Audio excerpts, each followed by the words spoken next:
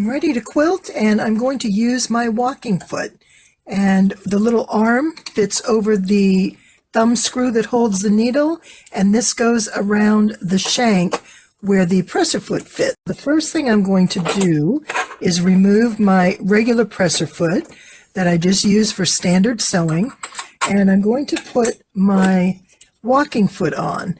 And remember, the difference with this are these feed dogs. See those on the bottom? See how they go up and down? That's what pulls the upper fabric of the quilt sandwich along at the same rate as the bottom fabric.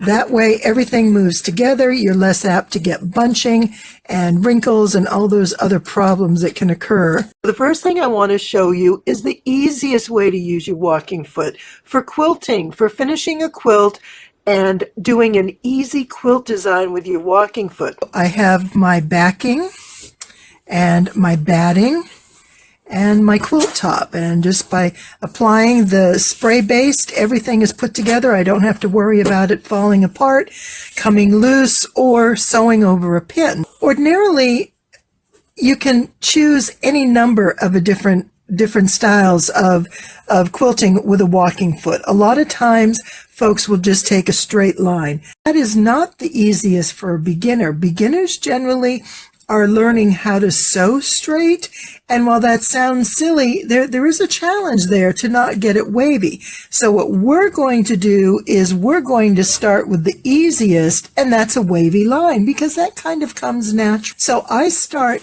at the corner and just a tad off the corner. What I'm going to do is just sew some long curves, and I'm going to go from corner to corner between my charms. This is just a basic charm square quilt.